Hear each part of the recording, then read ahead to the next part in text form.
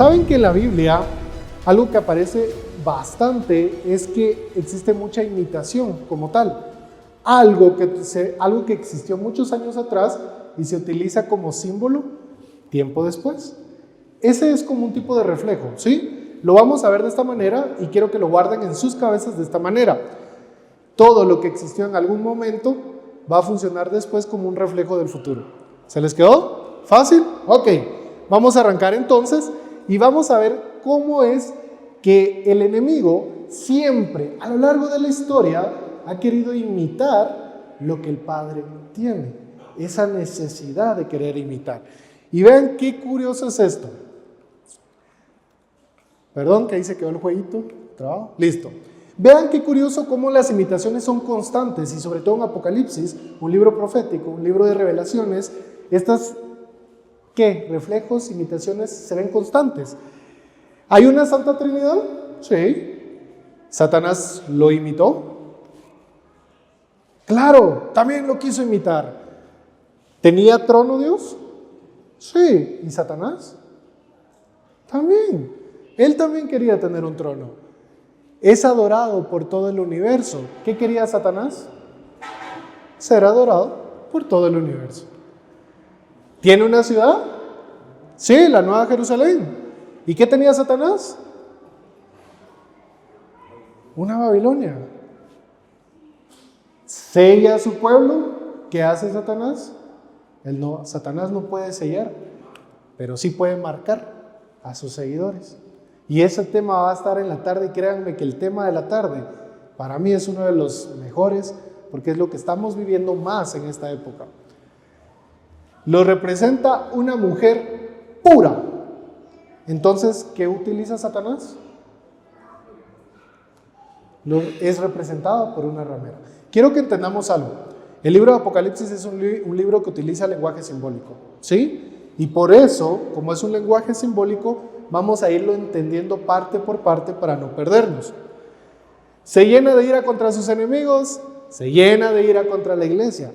Todo el tiempo Satanás ha ido detrás tratando de imitar todo lo que hace el Padre.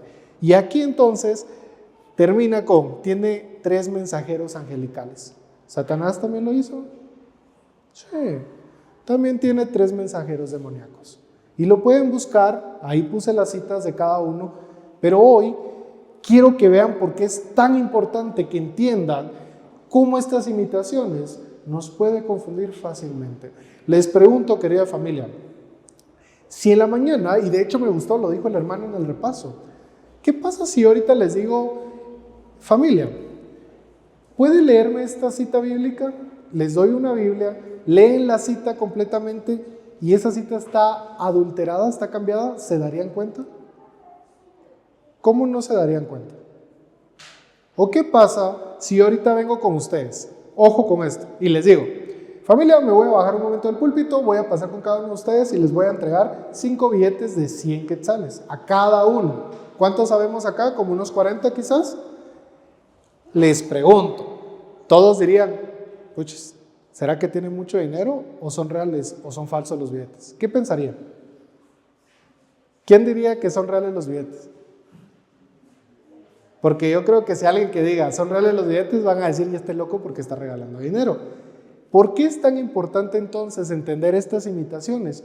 Porque ¿qué era lo que hacía el mago? Simón el mago engañaba, pero para que un engaño funcione tiene que ser muy real, parecerse lo más posible a la realidad. Y ahora sí, vamos a nuestro estudio de hoy, mensaje del segundo ángel, Apocalipsis 14, versículo 8. Por favor, alguien que pueda leerlo con voz alta, solo para dar otra vez contexto de qué vamos a hablar. Y otro ángel le siguió diciendo, ha caído Babilonia, la gran ciudad, porque ha hecho volver a todas las naciones del vino del fruto de sus publicaciones. Amén. Bien, aquí tenemos la cita. Este es nuestro estudio de esta mañana y esto quiero que lo vayamos entendiendo parte por parte. Primero, ¿quiénes son papás acá? ¿Cuántos son papás? Ok, listo. Les pregunto a los que son papás, ¿qué énfasis o qué entienden ustedes cuando le dicen a su hijo, no me hagas repetirlo 2 veces? ¿Por qué se los dicen? ¿Por qué le dicen a sus hijos, no me hagas repetirlo 2 veces? Está decidido, porque no hay pierde, porque es rotundo. ¿Y qué pasa? No te subas ahí, no te subas ahí, no te subas ahí. Va el niño, se sube, se cae. ¿Qué dice el papá? Te lo dije. ¿Se dan cuenta cómo este mensaje, el segundo ángel, es una advertencia? Cambia un poco el tono en el que habla el primer ángel y cambia un poco el tono con el que habla el tercer ángel. Aquí nos está dando una advertencia y la repite 2 veces. Ha caído, ha caído. Primera característica, es un mensaje fuerte, es una advertencia. Segunda característica, ¿qué aparece aquí? Una Babilonia grande. Pregunta, ¿qué significa Babilonia? Confusión, creo que eso todos lo sabemos. ¿Por qué utilizar Babilonia, una ciudad que hace muchos años atrás ya no existía? ¿Por qué? Exacto, porque se repite. ¿Saben? Una de las primeras tareas que recibió Dan era poner nombre a los animales. ¿Ustedes saben en la Biblia qué contexto tiene poner nombre? ¿Lo habían estudiado alguna vez? El colocar el nombre es porque había que entender el carácter de la persona que recibía el nombre. ¿Sí? Algo que quizás hoy en día pues ya no se aplica de la misma manera, pero antes el nombre representaba el carácter. Entonces, si el nombre representa el carácter, ¿qué carácter tenía esta Babilonia que desde Génesis hasta Apocalipsis se sigue utilizando? Ya no existía, había caído en el 539 creo que era, ¿sí? Y antes, ¿cómo se llamaba? La Babel. ¿Qué fue lo que pasó ahí? Ahí confundieron las lenguas. ¿Por qué? ¿Por qué confundieron las lenguas? ¿Qué estaban haciendo? ¿Estaban haciendo cosas buenas? ¿Estaban haciendo algo loable? No, ¿qué estaban haciendo? Construyendo una torre, ¿por qué? Porque querían ser igual o más que ¿quién? Dense cuenta cómo esta característica se sigue manteniendo. Babilonia, la gran ciudad, era una Babel creada por Nimrod, la cual cuando llega la dispersión, el cambio de idiomas y la gente se aleja, Nabucodonosor la toma y la hace un gran imperio. Y este gran imperio era reconocido en todos los lugares. Pero les pregunto, ¿reconocido porque quería que Dios estuviese ahí? No, porque quería que abandonara completamente la autoridad de Dios, quería ponerse por encima quería estar sobre la autoridad de Dios. ¿Qué características entonces tiene esta Babilonia? Alguien que quiere desplazar al Padre y colocarse como única autoridad. Vean esta característica y quiero que por favor no la vayan a olvidar. Daniel 3, Daniel 4 vuelve a decir, quiero que esta nación brille, que sea lo más grande que existe. ¿Por encima de quién? ¿Por encima de quién? Del Padre. Pregunta, ahora yo quiero saber esto, ¿Babilonia era una ciudad amigable con los extranjeros? ¿Babilonia era una ciudad tranquila? ¿Babilonia era una ciudad que si quería imponer sus creencias lo iba a hacer de la manera más educada? ¿O cómo lo hacía? ¿Cómo llegaba a Babilonia e imponía sus creencias por encima de las demás? ¿Con amor? ¿Cómo lo hacía? Era una ciudad despiadada, era una ciudad opresora, era una ciudad fuerte que llegaba y pisoteaba las demás ciudades, absorbía todo esto y destruía por completo el legado del resto de ciudades. Entonces les pregunto, Babilonia, ¿qué carácter tenía? Un carácter opresor, agresivo, enojado. Y entonces llega, no sé si se recuerdan, Daniel capítulo 5, cuando estaba Belsasar, que era un corregente en ese momento. ¿Se recuerdan qué fue lo que pasó con Belsasar? ¿Qué estaba haciendo Belsasar? Profanando. ¿Cómo lo estaba profanando? Lo santo lo estaba usando como algo completamente inmundo, algo profano, algo común y secular. Y entonces aparece una mano que escribe Mené, Mené. Muy bien, ¿y qué significaba?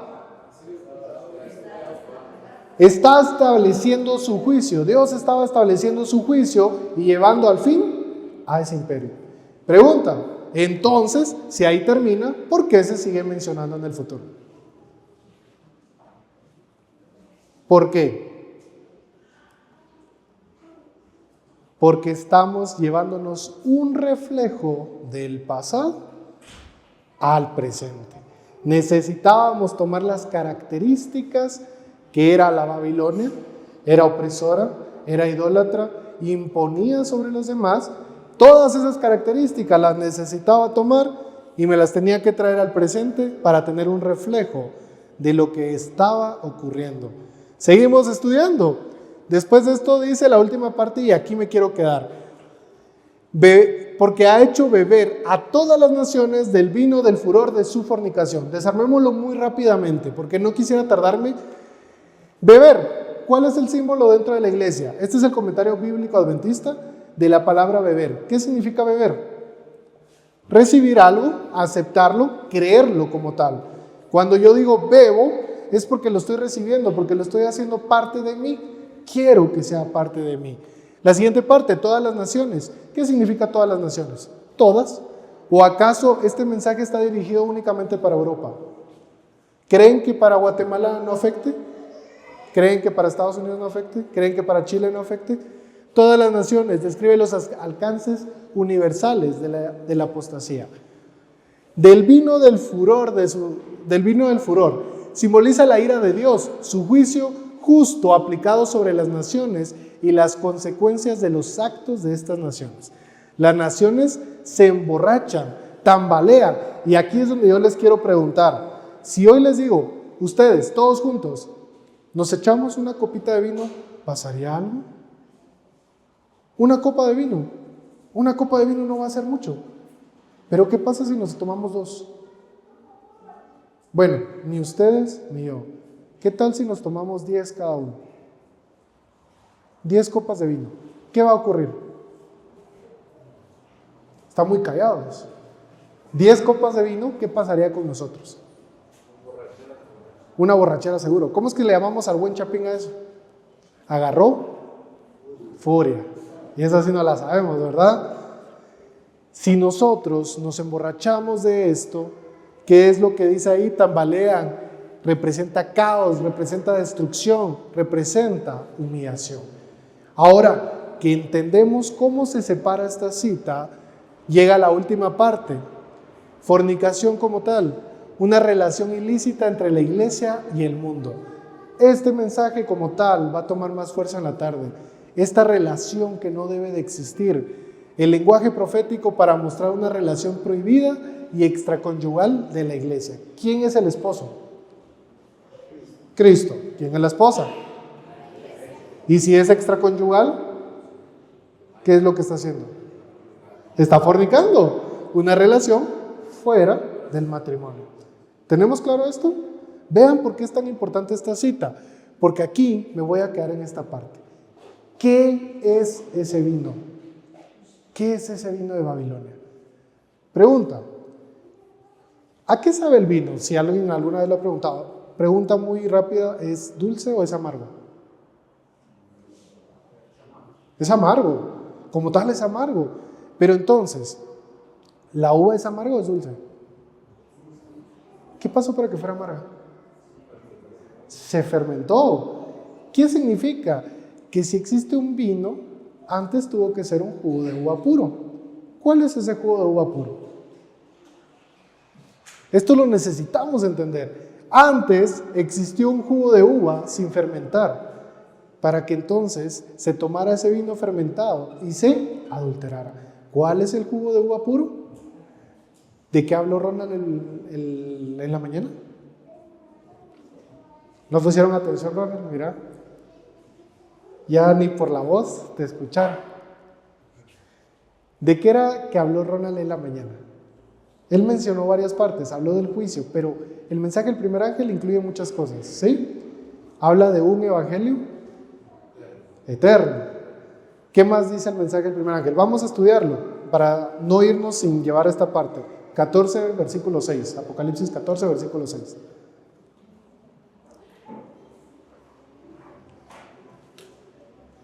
Si tenemos entonces un jugo de uva sin fermentar, comienza a desarmarse el mensaje del primer ángel, que es nuestro jugo de uvas sin fermentar. Tenemos un evangelio eterno. ¿El evangelio eterno quién es? Cristo. 2, temer a Dios. ¿Qué es temer a Dios? Eso, muy bien, vamos bien. Parte 3, darle gloria a Dios. ¿Qué representa darle gloria a Dios? Reflejar su carácter. ¿Ok? Creo que vamos bien ahí. 4, hay un juicio en el cielo. ¿De qué habló Ronald? Hay un juicio. Y si nosotros estamos en el juicio, ¿a quién aceptamos como Salvador? Exacto, ese jugo no se ha adulterado, sigue puro, tal cual. Y 5, que debemos de guardar su ley. ¿Sí? ¿Se adulteró? ¿El mensaje está puro o ya lleva modificaciones? Está puro, ¿no? No se ha modificado. Entonces, ¿qué es ese vino adulterado? Y para ello, quiero que leamos Apocalipsis 17:4. ¿Alguien que lo pueda leer con voz potente? Y la mujer estaba vestida de púrpura y escarlata y adornada de oro, de piedras preciosas y de perlas, y tenía en la mano un cáliz de oro lleno de abominaciones y de la inmundicia de su purificación. ¿De qué estaba lleno el cáliz? De las abominaciones. Abominaciones, como tal. Pregunta, familia. Abominaciones, la palabra abominaciones, ¿suena bonito? ¿Suena algo agradable? ¿Suena algo que alguien diga, ando con unos antojos de abominaciones? No. ¿Suena algo desagradable? ¿Suena algo aborrecible?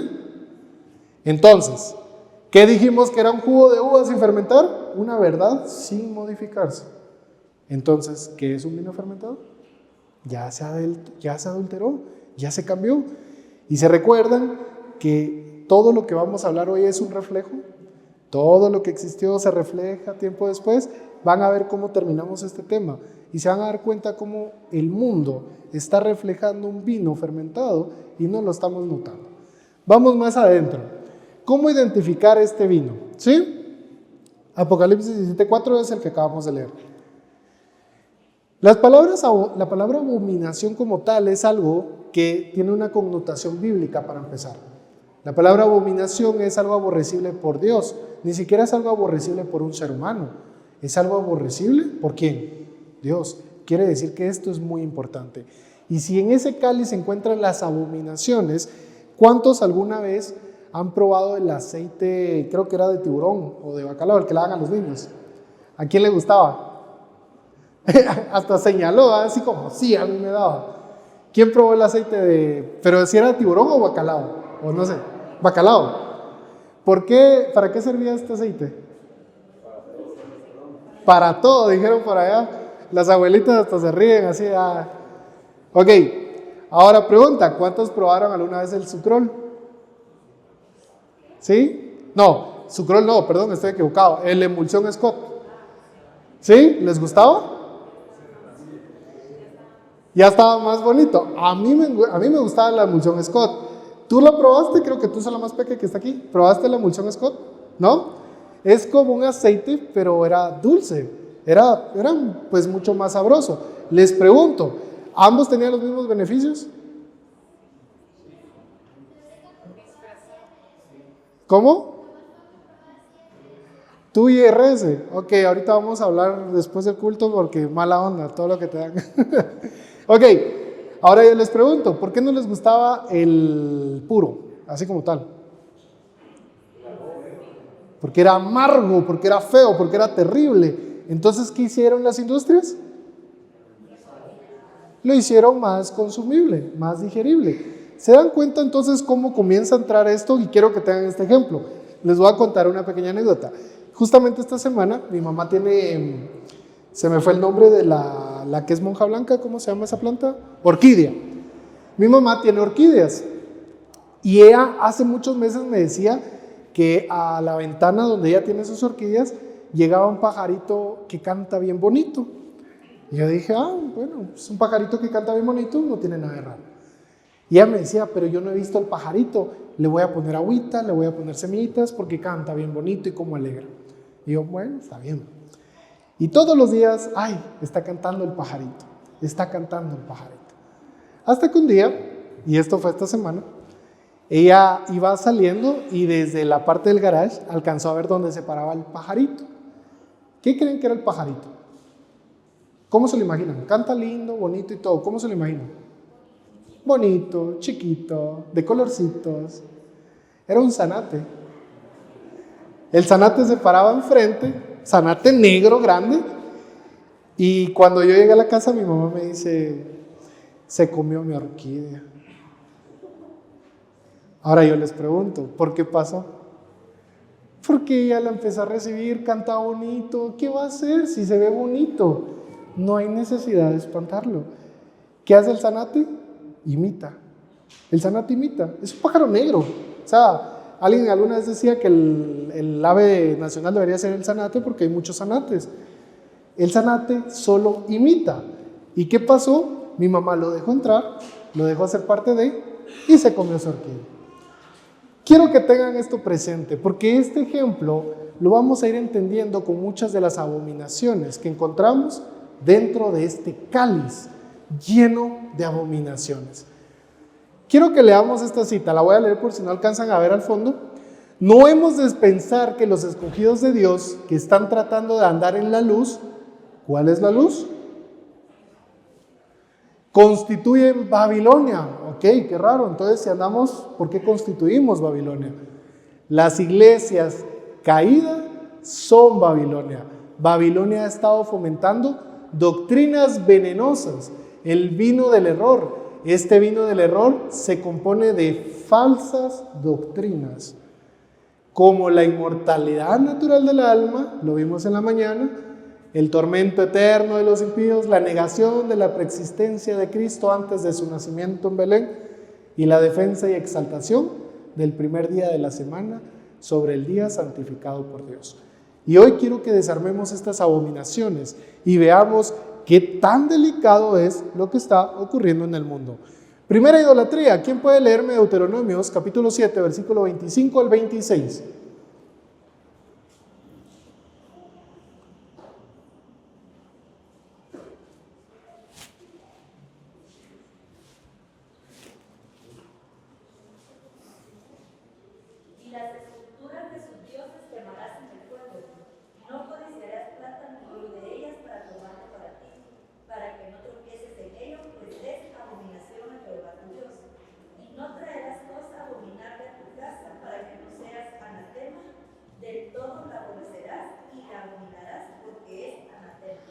Ok, qué curioso, apareció una palabrita, abominable.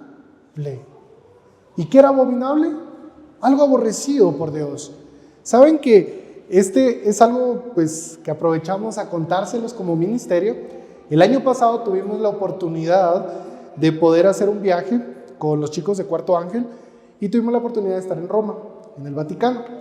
El Vaticano es una cosa, terrenalmente hablando, es una cosa increíble. O sea, es una estructura maravillosa. Las columnas eran de un tamaño inimaginable. Recuerdo que cuando entramos, ustedes entran como por unas gradas tipo caracol y entran a la basílica. Y la basílica, cuando yo les digo es grande, no tienen idea lo grande que es. Y si alguna vez han ido, creo que me entienden.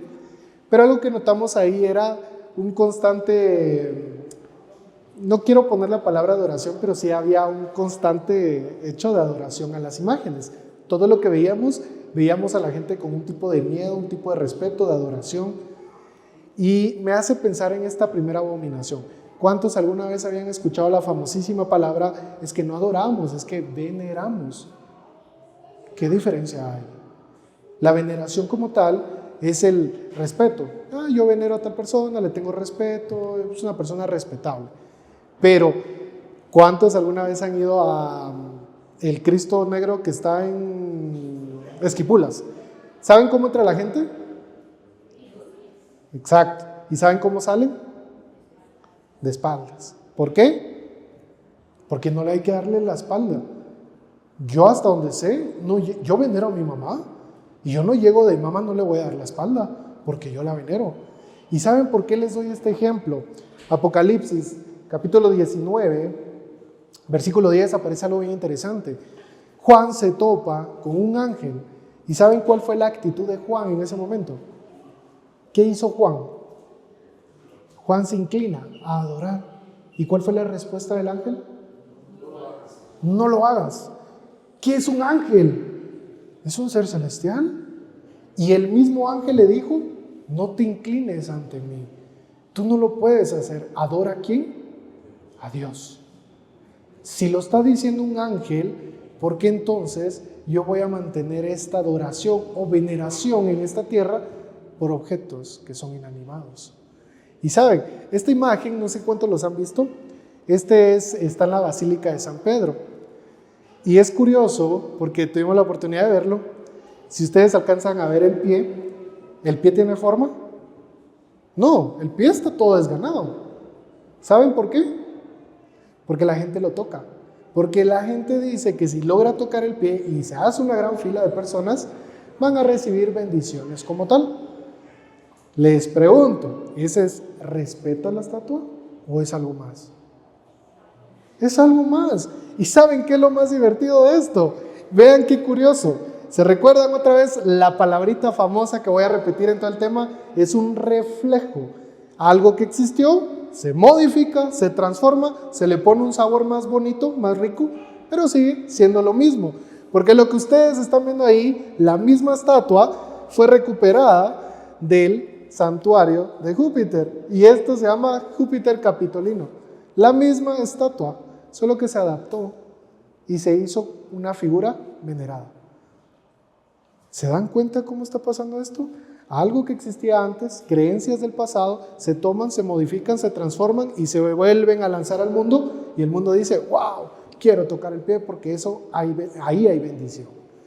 Y esto es algo que está pasando constantemente. El sistema de antes era el mismo, solo se fue modificando. Y para entonces, ¿por qué adorar algo que ya no tiene existencia? Algo tiene que darle peso a esa adoración. ¿Yo voy a adorar una banca? No, pero si no le doy un justificativo para fingir que adoro la banca, no va a tener peso. Y eso me lleva a la siguiente abominación. La dijo Ronald en la mañana, ¿se recuerdan? ¿Qué hablaba acerca de la inmortalidad del alma? ¿Se recuerda? Usaste la cita de 2 Timoteo, ¿no? ¿Qué dijo Pablo? Pablo literalmente se está despidiendo porque iba a recibir su galardón. ¿Cuándo? Cuando Cristo viniera. ¿Por qué se complicaría si se lo puede dar en el cielo? ¿Por qué Pablo no le dijo, me lo das cuando llegue allá?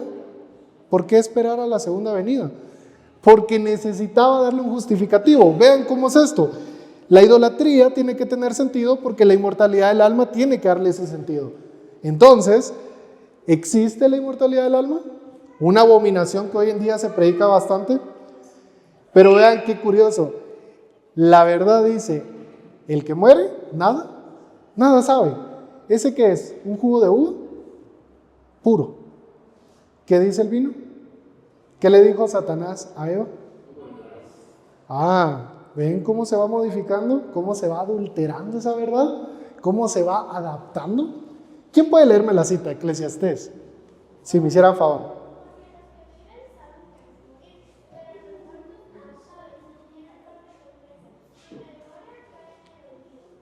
Eso, vean qué curioso porque otra vez está persistiendo la parte abominable, algo que no es para Dios. Y aparece esto. ¿De dónde vienen todas estas creencias? La cultura egipcia es una de las que más profesaba que todos los que morían iban a hacer un viaje a un lugar mejor. Esa constante necesidad de uno va a ir a un mejor lugar. Uno no llega a un sueño, sino que uno va a seguir. ¿Saben cómo enterraban a los egipcios? Bueno, ¿cómo les hacían sus sarcófagos? Los hacían con riqueza, todo el oro que tenían, lo más valioso que tuvieran. ¿Saben por qué? Para que entonces pudiera servirles en el otro lado. Estas creencias se fueron tomando y pasaron de generaciones en generaciones hasta el día de hoy. Y esto es algo que sigue pasando. ¿Alguna vez alguien había escuchado de la cultura griega? Hay un escrito que se llama La República, es de Platón, y ahí habla acerca de una figura, una leyenda como tal que se llama ¿Alguien alguna vez lo había escuchado? Bueno, la leyenda como tal dice lo siguiente. Era un soldado del ejército que muere en batalla y que su cuerpo queda tirado y por durante 10 días no se descompone el cuerpo sigue ahí, ¿sí? A los 10 días, regresa a la vida y lo primero que hace es ir y contarle a la gente las maravillas que vivió, decirle cuánta gente llegó a ese lugar magnífico, todo lo que él pudo ver y comenzó a compartirlo. ¿Y qué comenzó a hacer la gente? A creer en esta leyenda. Pregunta, ¿por qué creemos más en una leyenda que en la misma Biblia? Porque si fuera así, ¿acaso no Lázaro hubiera regresado y dicho lo mismo? Lázaro no tendría la facultad de decir todo lo que fui a ver es increíble. Es más, les pregunto, si ustedes fueran Lázaro y los llevan a un lugar magnífico como la Biblia lo establece y los regreso aquí, ¿qué dirían? Yo no quiero estar acá. ¿Por qué no me dejaste allá? Allá estaba más lindo, allá había paz, allá todo era hermoso y me trajiste acá. ¿No creen que él hubiera dicho eso?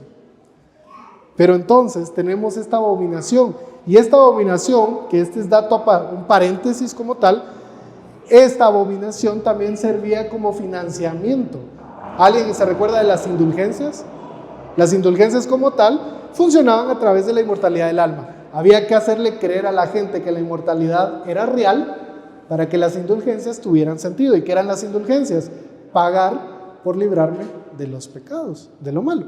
De hecho, había alguien muy famoso que se llamaba Tetzel y él tenía un refrán que decía: cuando la moneda toque el fondo, el alma deja el purgatorio. Y él lo iba diciendo constantemente. ¿Qué financió esto de las indulgencias? La Basílica de San Pedro. Ahora se imaginan qué pedrada fue para la Iglesia Católica, el movimiento reformista, haberles arrebatado esa economía como tal. Y de hecho tenemos una serie de temas que es solo de eso. Pero imagínense, esta abominación tiene que dar paso a algo más, ¿no? Y se recuerdan que les dije que muchas de las cosas del pasado se viven hoy en día. ¿Por qué? ¿Dónde se profesa esto? La inmortalidad del alma. ¿Qué castillo es ese? Lo sabemos, no nos hagamos. Sabemos qué el castillo representa y qué normalmente sale en las películas, qué normalmente predica, qué normalmente vende al mundo como tal. Vean qué curioso es esto. Yo hago sonar el gong. No sé si se puede subir un Así poco volumen, perdón. Ahora despierta a los ancestros. Bien, señores, a la vida, vamos, levántense deprisa de nuevo a la vida. ¡Ey! Se acabó el largo sueño de la bella durmiente.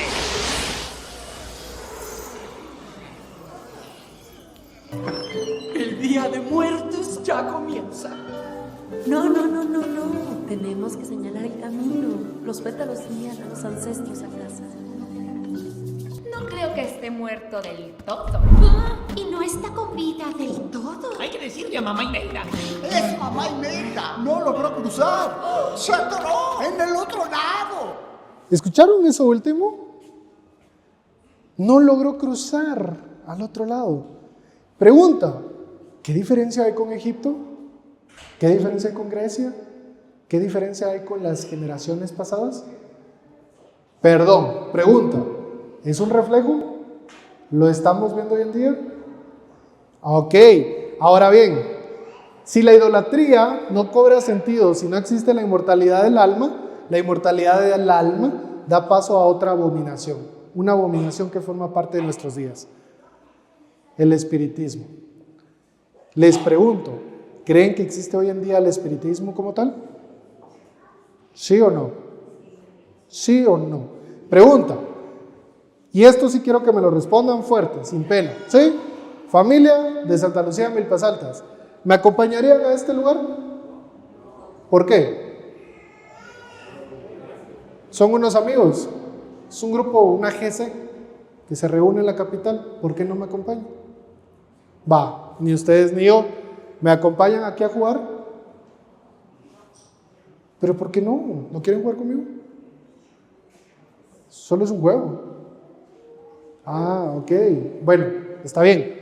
Me acompañan aquí con una señora que conozco. Oh, perdón, creí que había metido otra imagen. Ahora yo les pregunto, ¿me acompañarían a esta sala? Va a haber almuerzo y todo. ¿Les gusta la salita? ¿Bonita? Sí. Bueno, lo que ustedes están viendo es un set de grabación. Y ese set de grabación produce el siguiente contenido. Pongan la atención. Yo amo a Tyler Henry. Es un medium clarividente que habla con espíritus y le tengo algunas consultas sobre mi padre. Mi trabajo como medium es actuar de mensajero, pero no puedo enfatizarlo bastante lo orgullosa que está de ti. Recibo impresiones. Percibo pequeños detalles que debo interpretar y darles sentido. Esta es la escena del crimen. ¿Sientes algo al verlo? Percibo claramente un atropello y una fuga. Como medium, mi vida la definen los momentos en los que intento ayudar a la gente a encontrar una sensación de paz. Esto no es un adiós, solo un hasta pronto. Ha venido a darme esperanza y eso es lo que más necesitaba ahora. Quiero que mi madre sienta que todo eso ha acabado. Es un regalo que Tyler... Nunca pensé que viviría esta experiencia. Dio en el clavo con todo lo que ha dicho. No le hemos olvidado. ¿Queréis saberlo todo? La vida después de la muerte con Tyler Henry. Pregunta, ¿quién dijo que tiene bonita sonrisa? El chavo se ve agradable. Las cosas como son. Se ve agradable, se ve cae bien, se ve noble. ¿Les causó la misma sensación que mis amigos los encapuchados? ¿Les causó, la salita, todo, les causó lo mismo que el lugar donde estaba el tablero de Ouija? ¿Pero es lo mismo? ¿Hay un reflejo? ¿Tiene sentido si no se hablara de la inmortalidad del alma? No, porque entonces ¿con quién estaría hablando? ¿Con quién habló Saúl? ¿Con Samuel? No, habló con un demonio. Pero el demonio le dijo justo lo que quería oír. ¿Por qué? Porque necesita dosificar el vino. Una verdad adulterada, una verdad que queramos creer, una verdad que aceptemos y que la hagamos nuestra sin que nos demos cuenta. ¿Qué más abominaciones hay en esa copa? ¿Homosexualidad y lujuria? ¿Creen que eso se consume hoy en día? Uy, creo que hoy en día es donde está al máximo. Pero ¿saben dónde está lo preocupante de esto? Es que estas cosas cada vez están más presentes y no tienen que irlos a buscar a un lugar escondido, a un lugar donde los niños no tengan contacto, porque pasa mucho. Con que el niño no se entere, no pasa nada. Pero miren esto. ¿Alguien alguna vez había escuchado estas siglas? SOGI, orientación sexual e identificación de género. Bueno, vean este video. Es llamado Orientación Sexual e Identificación de Género, SOGI por sus siglas en inglés. Es un currículo que enseña a estudiantes de escuelas públicas en Canadá a celebrar el estilo de vida homosexual y un género fluido, o sea, el género no depende de las partes que se tiene al nacer, sino en cómo uno se siente en el momento.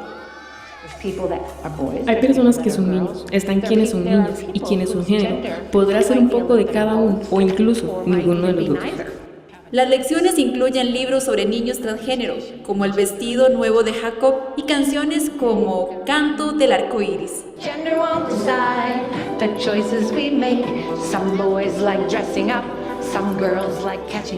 ¿Escucharon eso? Ese canto del arco iris, o sea, pisotear encima un elemento, un símbolo santo. Pero esto está ocurriendo, esta es una ley implementada que cuando yo encontré el video y me metí a investigar, acababa de ser aprobada en Canadá, ahora ya está en la mayor parte de Estados Unidos, está en Londres, parte de México. ¿Se va a detener? No, esto está pasando, esto es una realidad, pero esto es algo dosificado que antes debía de ser abominable y ahora es entender un poco lo que está pasando. Pero vean qué interesante es esto, porque aquí hablamos de escuelas públicas, escuelas comunes y corrientes. Pero ¿qué pasa cuando yo tomo un vino? ¿Se recuerdan que era fornicar? Esa como ir y mezclarse y traer cosas paganas y traerlas a casa, traerlas al hogar. ¿Qué pasa si empezamos a hacer eso con las abominaciones? Y aquí empiezo a tocar una parte delicada del tema. ¿Qué pasa cuando estas abominaciones yo las empiezo a arrastrar a un lugar santo, a un contexto santo? ¿Es más delicado que cuando se queda afuera? Sí. Esto sigue pasando, esto lo vamos a seguir viendo. Brujería y hechicería, no voy a perder más tiempo porque creo que estamos entendiendo el punto. Pero aquí empiezo a aterrizar. Quiero que vean esto. Este es un juego como de encuentra las 7 diferencias. Y vamos a ver cómo hay un reflejo, ya ni del pasado. Ahora es un reflejo del mundo con lo que está dentro de la iglesia.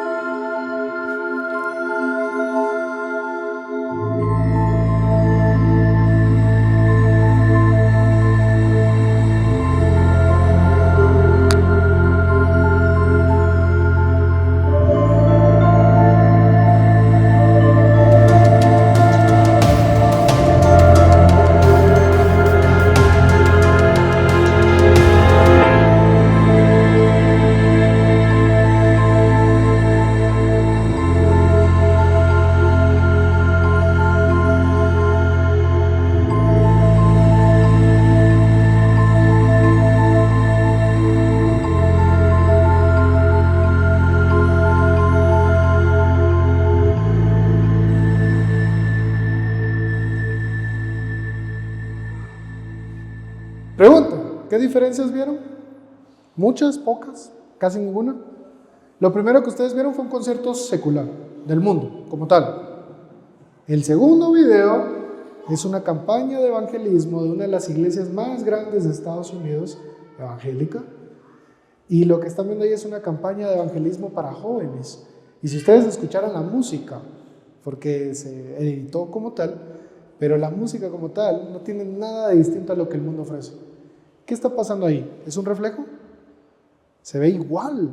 Por eso les dije, encuentren las 7 diferencias.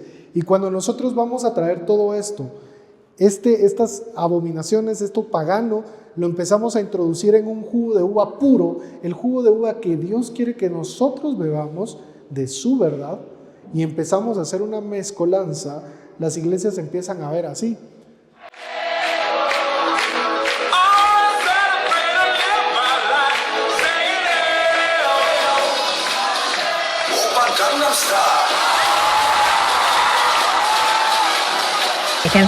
Así se vive una fiesta cristiana. Mucha música.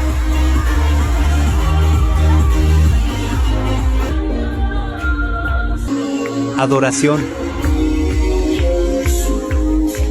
Para recargar. Muchos amigos. Con baile incluido. El segundo show de la noche. A la bar iglesia, unas copas y después leemos la Biblia. Esta es la nueva apostasía que está saliendo ahora en el mundo moderno. Venden mecato, venden para comer. Miren los pastores cómo se visten, con roto, con cadena.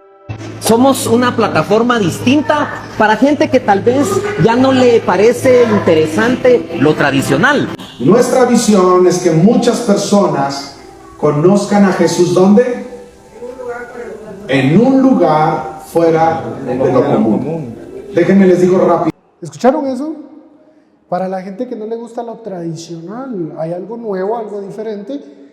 ¿Se dan cuenta entonces cómo este jugo de uva, se fue transformando? Y esto es lo que hoy en día se consume. ¿Saben que esta iglesia que vieron al final se encuentra aquí en Guatemala? El bar iglesia. Y créanme que todo esto, y hay muchos más videos, pero la idea no es mostrarles videos. La idea es mostrarles a ustedes qué están dispuestos a ver, la realidad o el engaño. Por eso es que estamos acá, porque esa es nuestra prioridad, porque todo lo que Satanás va a querer hacer es engañarnos con un reflejo, querer imitar, querer tomar algo, irlo arrastrando y traerlo a nuestros días. ¿Saben por qué? Quiero que me busquen en sus sagradas escrituras, el libro de Ezequiel, capítulo 8, versículo 16. Y hoy sí les prometo que termino con esta parte, que yo sé que ya lo dije mucho, pero lo prometo. 8:16. Y llevó al atrio de adentro de la casa de Jehová. Y he aquí junto a la entrada del templo de Jehová, entre la entrada y el altar, como 25 varones, sus espaldas vueltas al templo de Jehová, y sus rostros hacia el oriente, y adoraban al sol, postrándose hacia el oriente. ¿Saben? ¿Han escuchado la expresión la guinda del pastel? ¿A qué hace referencia? El toque final. Hay un objetivo que es el principal. Todas las abominaciones son una infinidad. Si ustedes van a nuestro canal de YouTube van a encontrar cuántos llevaremos de abominaciones. Videos, creo que, no sé, perdí la cuenta. Hay infinidad de abominaciones de Babilonia, pero hay una que es la guinda del pastel. ¿Y cuál creen que es esa? Eso. ¿Cómo funciona como un reflejo del pasado? ¿Tenemos Egipto? Claro que tenemos a un Dios del sol. Claro que tenemos un Dios del sol. Tiene el sol por arriba, tiene el sol en su mano. Es un constante elemento que vamos a seguir viendo.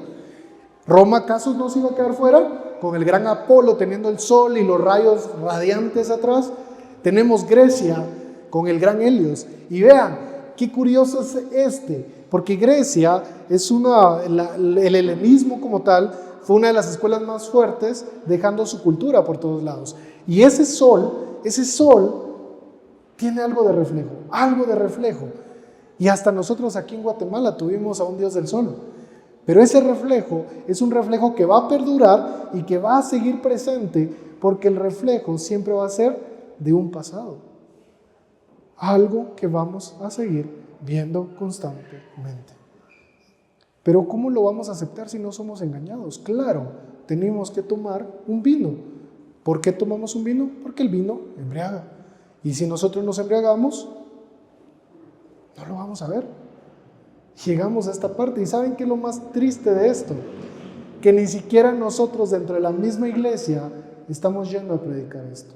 Es más, si ustedes salen al mundo y empiezan a investigar, encuentran más información que le da la razón a la Biblia que todo lo contrario. Este cardenal, James Gibbons, lo dice. Él era una persona muy influyente dentro de la Iglesia Católica y él mismo tiene tres citas que repite. La Iglesia Católica, por la autoridad de Cristo, ha cambiado el día de descanso del séptimo día. Perdón, ¿alguno de ustedes estuvo presente cuando Cristo dio esa autoridad? Tal vez no nos invitaron. Al primer día domingo, en honor a la resurrección de Cristo. 2 citas más. La Iglesia Católica por más de 10.000 años, antes de la existencia de un protestante, por virtud de su divina misión, cambió el día de reposo del sábado al domingo. Lo encuentran en esta revista. Usted puede leer la Biblia de Génesis, Apocalipsis y no encontrará ni una línea autorizando la santificación del domingo. La Escritura refuerza la observancia religiosa del sábado, algo que los mismos católicos dicen. No lo estamos diciendo nosotros, la misma Iglesia Católica la dice. ¿Y saben qué es lo más curioso? Que hasta los mismos católicos hacen un poco de humor quizás e ironía, dándonos una respuesta en uno de sus libros, este libro como tal, y dicen lo siguiente: pero ya que el sábado y no el domingo está especificado en la Biblia, ¿no es curioso que los no católicos que profesan tomar su religión directamente de la Biblia y no de la iglesia guarden el domingo en lugar del sábado? Vean qué irónicas son esta pregunta, como una burla. ¿Dónde me quedé? Sí, por supuesto que es inconsistente, pero este cambio fue hecho alrededor de 15 siglos antes del nacimiento del protestantismo, y en aquel tiempo la costumbre era universalmente observada. Ellos continuaron la costumbre, aunque se apoyan en la autoridad de la Iglesia Católica y no en un texto explícito de la Biblia. Familia, ¿hasta cuándo vamos a pasar embriagados? Nos lo están diciendo afuera. Es inconsistente, pero ahí lo hacemos. Y cuando nosotros hemos tomado esta verdad presente, ese mensaje del primer ángel, lo tomamos y lo adulteramos, entonces llega el mensaje del segundo ángel. ¿Qué pasó? Ha caído Babilonia. ¿Quiénes caen? Los que rechazan el mensaje del primer ángel. Todas las iglesias que comienzan a verse como las que les mostré, están rechazando un jugo de uva puro, lo están desechando. Y yo aquí les pregunto a ustedes, ¿cuántos acá quieren considerarse un remanente real? ¿O un remanente confundido? No puede existir un remanente engañado, no puede existir un remanente distorsionado. Solamente hay un pueblo elegido, y ese pueblo es el que mantenga hasta el final del tiempo la observancia de la ley de Cristo. Y termino con esta cita. Estos lo encuentran en Testimonios para los Ministros. Estos y otros errores afines son presentados al mundo por las varias iglesias, y así se cumplen las escrituras que dicen: porque todas las naciones han bebido del vino del furor de su fornicación. Es un furor producido por las falsas doctrinas, y cuando los reyes y presidentes beben de este vino del furor, son incitados a irarse contra aquellos que no quieren estar en armonía con las herejías falsas y satánicas que exaltan el falso día de reposo e inducen a los hombres a pisotear el monumento conmemorativo de Dios. No hemos de pensar que los escogidos de Dios, ¿quiénes son los escogidos de Dios? Que están luchando de andar en la luz, constituyen Babilonia. Las iglesias caídas son Babilonia. Nosotros no queremos ser una iglesia caída. No queremos ser un pueblo caído. Y por eso Dios nos hace una última invitación. Y esa invitación es: sal de ahí, pueblo mío. ¿Cuántos quieren salir hoy de ese pueblo? ¿Cuántos quieren salir hoy de ese vino embriagador? ¿Cuántos quieren salir de ese engaño del que quizás hoy ya somos parte? Y estamos acá con una verdad presente, suplicándole a Dios que nos use para llevar el evangelio eterno ¿a dónde? ¿A nuestra casa? ¿A toda nación, tribu, pueblo y lengua? Que Dios me los bendiga, familia, y feliz sábado a cada uno de ustedes.